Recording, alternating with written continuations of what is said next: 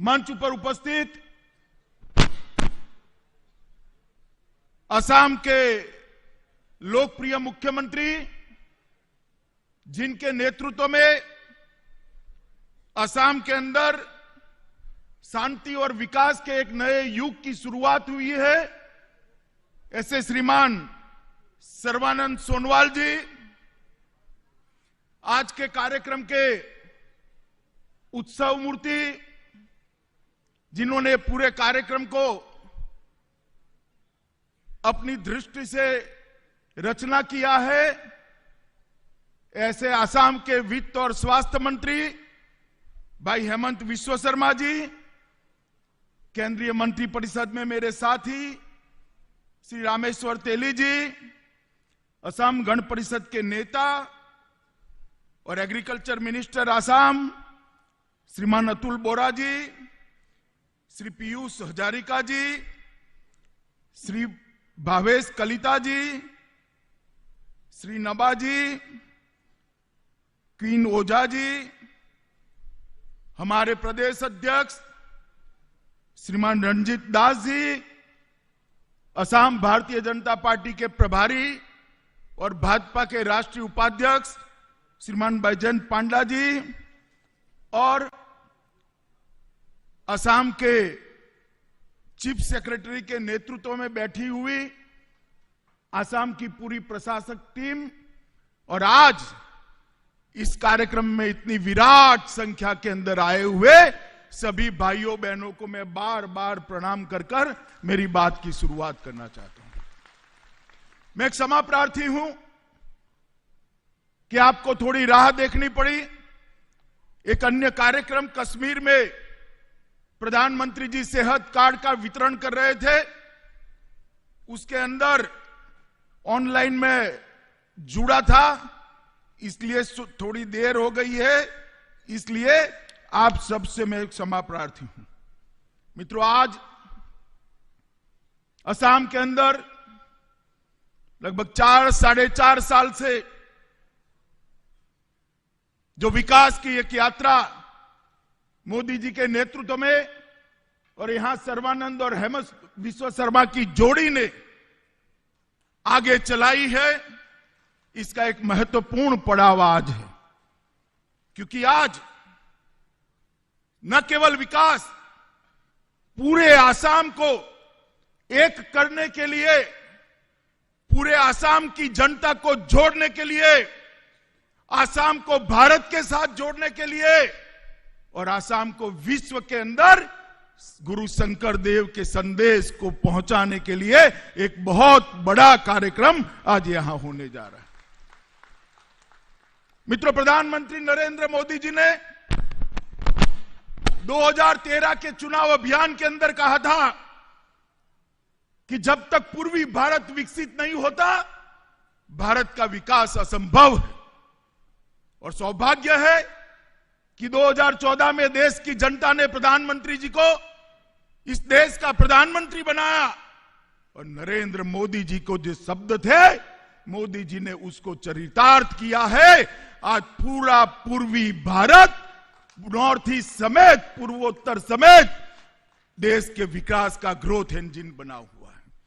जो पूर्वी भारत में, जो नॉर्थ ईस्ट से लेकर बंगाल, उड़ीसा, पटना तक कभी अलग अलग प्रकार के आंदोलन और हिंसा होती थी, अलग अलग ग्रुप हाथ में हथियार लिए हुए दिखाई पड़ते थे, आज वो सारे मुख्य धारा प्रवाह के साथ जुड़े हुए दिखते हैं। और सारे वो युवा जो कभी आंदोलन करते थे, वो असम के विकास के साथ जुड़कर असम को देश का ग्रोथ इंजन बनाने के लिए अहरनिश दिन रात काम कर रहे हैं।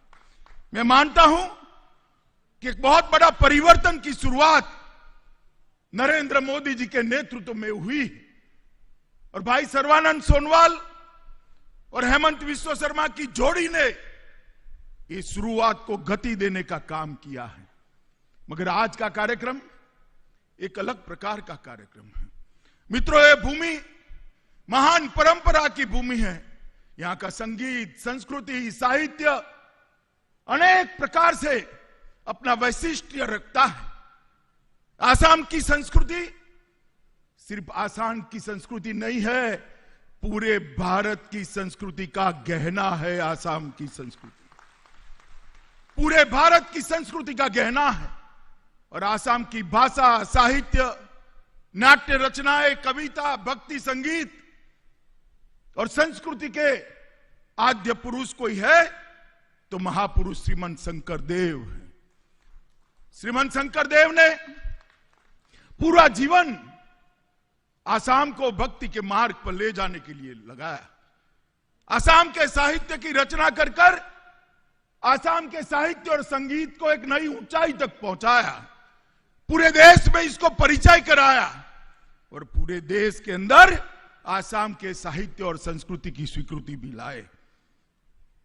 श्रीमद शंकरदेव हो, महापुरुष माधवदेव हो, इन्होंने आसाम के अंदर एक प्रकार से आसाम की जनता को एक करने का काम किया। और उन्होंने उस वक्त कहा था, धन्य धन्य के काल, धन्य नार तनुभाल, धन्य धन्य भारतवर्ष। इसका मतलब है मैं भाग्यशाली हूं कि मैं कली काल में पैदा होने के बावजूद भारतवर्ष में पैदा हुआ हूं, इसलिए मैं भाग्यशाली हूं। और ये संदेश, आसाम के महापुरुष शंकरदेव का संदेश, गुरु शंकरदेव का संदेश पूरे भारतवर्ष के अंदर फैला और भारतवर्ष के अंदर एक प्रकार के भक्ति आंदोलन की शुरुआत की। मित्रों, आज मुझे बहुत हर्ष है। बरदोवा थान जो शंकरदेव का जन्मस्थान है, श्रीमद शंकरदेव के जन्मस्थान भद्रवा को इतने सालों तक शंकरदेव की स्मृति में एक महान पहचान देने की जरूरियात थी।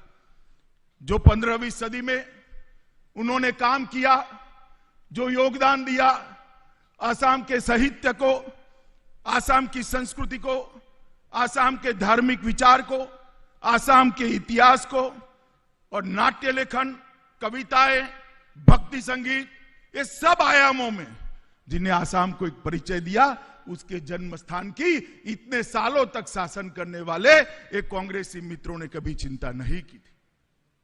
परंतु भारतीय जनता पार्टी हर राज्य के अंदर जो राज्य की पहचान है, संस्कृति है, भाषा है, कला है, इसको बल देने में मानती है।